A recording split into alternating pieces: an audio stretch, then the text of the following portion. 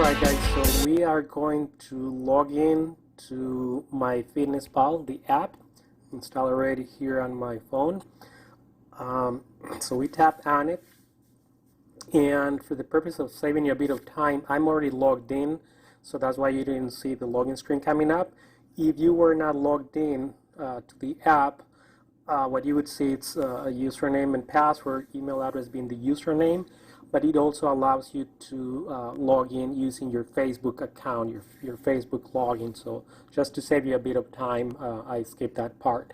So once you have logged in, what you would see, it's at the top, some feature apps.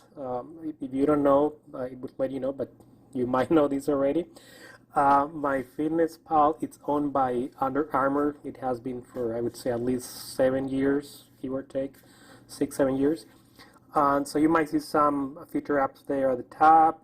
There's Garmin Connect, which I also use, Training Peaks, and you may see it there. I'm sorry, you won't see the Fitbit, or I don't expect you to see it since you have not synced it yet. So, and if you go to Connected, this is another app I use, you shouldn't see it here.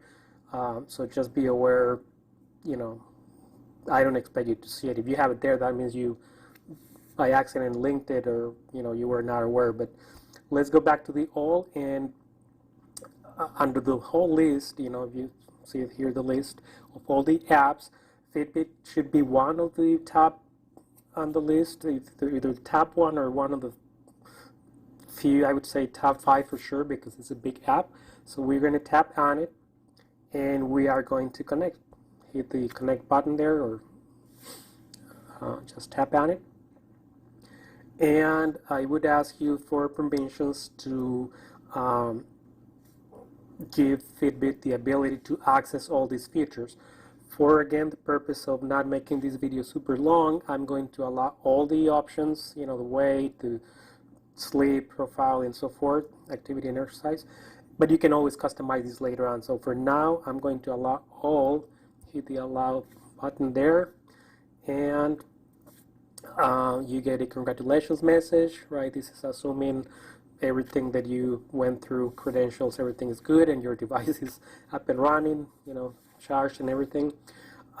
So you basically get the sort of a recommendation, so what steps to take next, right, to really make the best use of this connection between the two apps, Fitbit and MyFitnessPal. So obviously the log foods and exercise only on MyFitnessPal. If you don't have any third party that including MyFitnessPal that allows you to enter food, then you can obviously select that option, or be aware that in my opinion, it's best to have one single point to do the login of the food, right? But don't worry about it right now. There's all kind of settings on the third parties, including Fitbit, and you can always change that later.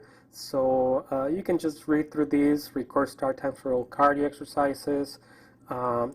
So again, we're not going to go through all these. It's just a quick FYI, the items that you want to be aware of, what would be the capabilities.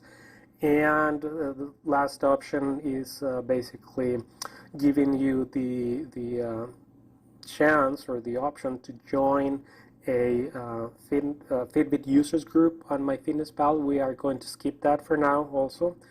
And what I expect to see, so that to get started, we're not going to do it right now. If you want to read, I actually recommend that you read the whole page once you have the time, including the last part, which is very important. It says how is the Fitbit adjustment calculated, and it just basically explains if you were to use a Fitbit and MyFitnessPal, that you can do a reversed adjustment. Again, that's something that I have touched a bit on a previous video. You can watch it, but again, I don't want to bore you with all these details, but it is important that you read through it when you have the time to know, what you can expect and options that you have available to you. You would decide to do any of the overriding or reverse adjustment of the calories. So that should do it. the way you can tell, if I go to my home in this case, just to confirm that the app is up and running as far as the connection.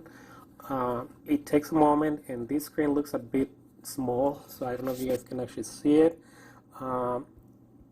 But I did enter some food earlier. I still have to finish this up, but again, we were just making the connection. We're not really going through super detail as far as the capabilities.